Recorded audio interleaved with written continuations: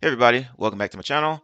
This is WireDogSec back with another video for you guys. In today's video, we are going to take a look at some cybersecurity news, mainly specific to all of this AI buzz going around. So we're going to take a look at a couple of articles here about AI in regards to malware and such. All right, and then we're going to take a look at some of the AI chatbots out there or whatever to see that you can use those tools to create custom scripts, help you with programming, stuff like that. All right, so let's go ahead and dive into it.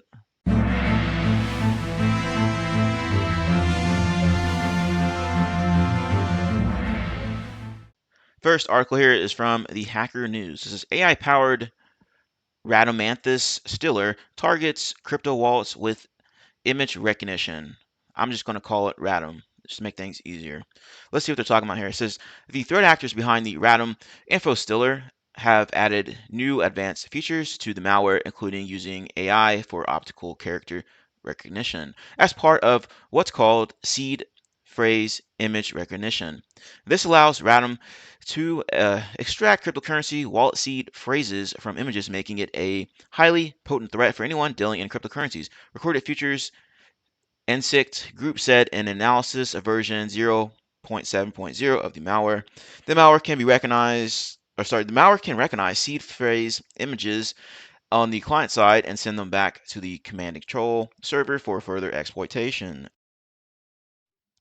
Says it was first discovered back in 2022 of September, and it says this particular malware has emerged as one of the most potent info stealers that are advertised under the malware service model alongside Luma and others. The malware continues to have an active presence despite suffering bans from underground forums like Exploit and XSS for targeting entities within Russia and the former Soviet Union, with its developer who goes by the name King Crete, aka King Crete 2022, finding ways to market the new versions on Telegram, Jabber, and Tox. I don't know what Tox is. This is the cybersecurity company, which is set to be acquired by MasterCard for $2.65 billion, said the stiller is sold on a subscription basis for $250 a month or $550 for 90 days, allowing its customers to harvest a wide range of sensitive information from compromised hosts. This includes system information, credentials, cryptocurrency wallets, browser passwords, cookies, and data stored in various applications while simultaneously taking steps to complicate analysis efforts within sandbox environments. It says version 0.70, the most recent version of Radom, released in June 2024, significantly improves upon its predecessor 0.6.0, which came out in February 2024. So it's relatively new from the looks of things here. And they've added all kinds of features and stuff in there.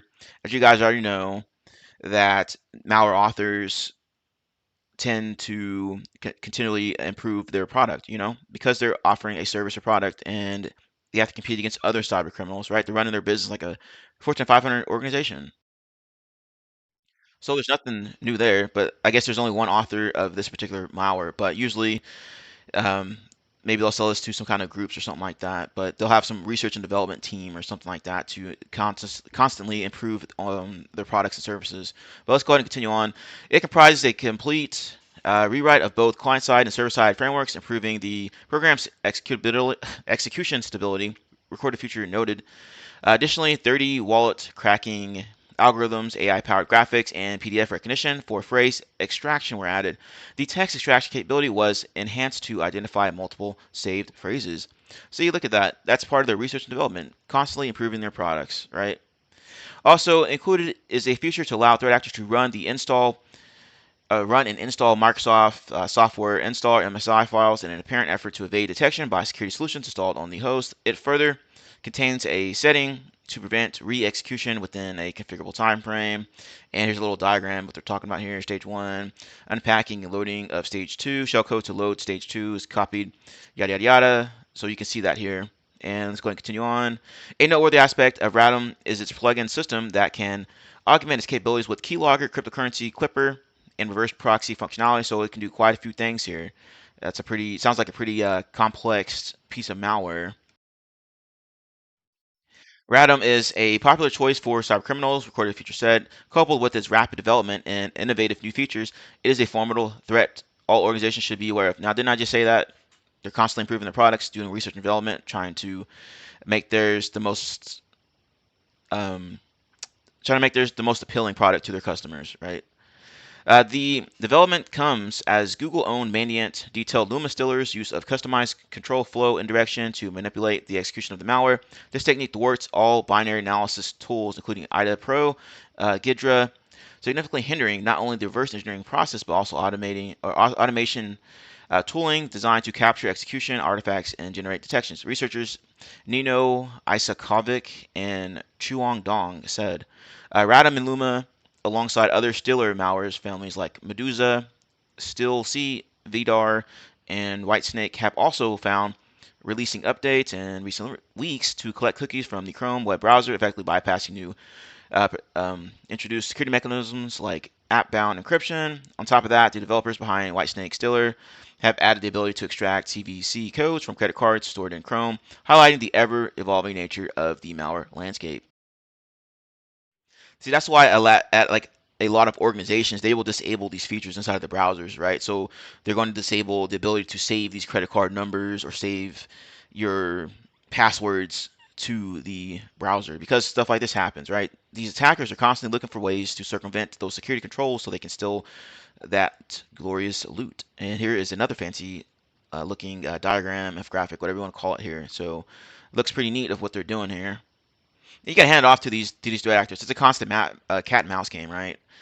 That's not all. Researchers have identified an Amadi malware campaign that deploys an auto script, which then launches the victim's browser in kiosk mode to force them to enter their Google account credentials. The login information is stored in the browser's credential store on disk for subsequent harvesting by stealers such as StillC, right? As I just stated, these ongoing updates also follow the discovery of the new drive-by download campaigns that deliver information stealers by tricking users into manually copying and executing PowerShell code to prove they are human by means of deceptive capture verification pages, etc., etc. All right, you guys can read the rest here. I'm going to have the links to everything in the description box as usual. All right, let's go ahead and jump to the next article. Hey, everybody. Welcome back to my channel. Be sure to hit the like button, comment, and subscribe. Once you subscribe, be sure to hit that notification bell. All right, so you know every time I post a new video. As you can see here, most people that view my videos, view my channel, are not subscribed. Now, if you do subscribe, it will help me get into the YouTube algorithm so that we can continue to grow our glorious community here. As always, thank you all for taking the time to watch. Have a nice day and enjoy the video. Talking about some more AI particular stuff. This is from Bleeding Computer. Hackers deploy AI written malware in targeted attacks. So they're saying here, in an email campaign targeting French users, researchers discovered malicious code believed to have been created with the help of generative artificial intelligence services to deliver the async rat malware. While cybercriminals have used generative AI technology to create convincing emails, government agencies have warned about the potential abuse of AI tools to creating malicious software despite the safeguards and restrictions that vendors implemented. Suspected cases AI-created malware have been spotted in real attacks. Earlier this year, cybersecurity company Proofpoint discovered a malicious PowerShell script that was likely created using an AI system. And I did cover that in a previous video, so be sure to check that video out as well if you're interested. I mean, we're going to continue to see threat actors utilize AI, right? Anything that's good can most likely be used for bad. Okay, it's just another tool in their tool belt to use or misuse in this case. As less technical, malicious actors are increasingly relying on AI to develop malware. UPSKILL researchers found a malicious campaign in early June that used code commented in the same way a generative AI system would create. The campaign employed HTML smuggling to deliver a password-protected zip archive that the researchers brute forcing to unlock. HP Wolf Security reports that cybercriminals with lower technical skills are increasingly using generative AI to develop malware, with one example provided in the Threat Insights report of Q2 2024. In early June, HP discovered a phishing campaign targeting French users employing HTML smuggling to deliver a password-protected zip archive that contained a VB script and JavaScript code.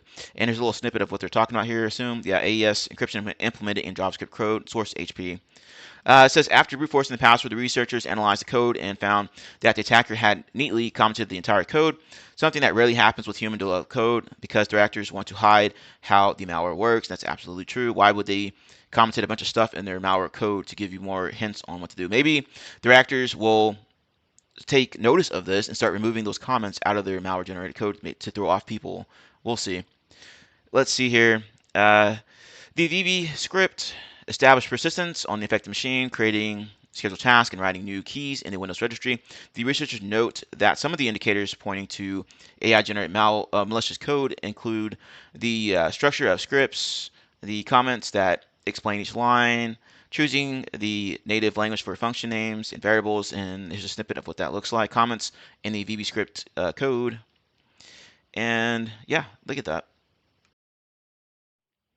Okay, so let's see what else they have here. In later stages, the attack downloads and executes async RAT, an open source and freely available malware that can lock keystrokes on the victim machine and provide an encrypted connection to it for remote monitoring and control. The malware can also deliver additional payloads, and this is a graphic of what this looks like here. All right. And this is pretty much it of the article. The HP Wolf Security report also highlights that based on its visibility, archives represent the most popular delivery method in the first half of the year, et cetera, et cetera.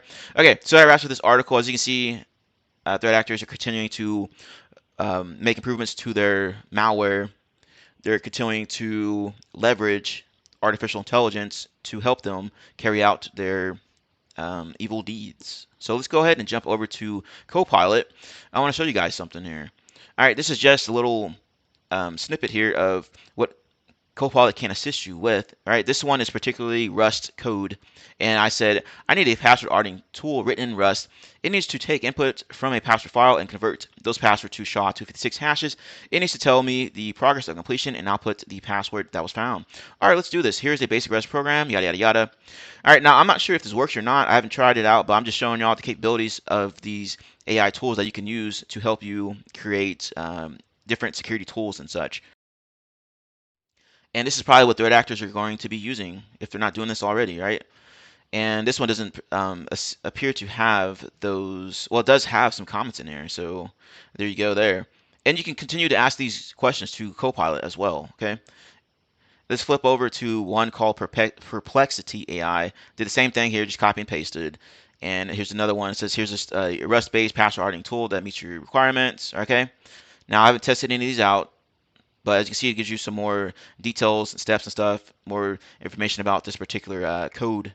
And so, when I did this before, months ago, with just Copilot, creating like Python scripts and like PowerShell scripts, they didn't work right out of the box. And those are for like network scanners, right?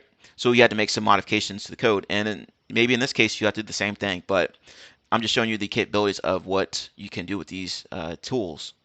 And another one is from ChatGPT, same thing here. Now I did try this the other day and it was giving me some error, but now it appears to be working. Maybe there was some kind of glitch going on in ChatGPT, who knows. But anyway, did the same thing here, right? You'll need the following dependencies, yada yada yada, Rust code information here, okay? How it works, running the tool, etc., etc. Now, I do bring this up about Rust because I am currently going through the Rust 101 course by TCM Security. I recommend checking it out if you're interested in learning how to create things in Rust. Anyway, that wraps up this video. Hopefully you enjoyed it, found it educational, you learned something from this. If you did, hit that like button, helps out the channel. Subscribe to the channel if you're new here. Comment below in your thoughts and opinions. Have you seen any type of AI related malware? Have you used AI to help you in your career create some type of scripts or programs? Any type of security tools? Let us know in the comment section below. As always, thank you all for watching. Have a nice day, and I will see you later.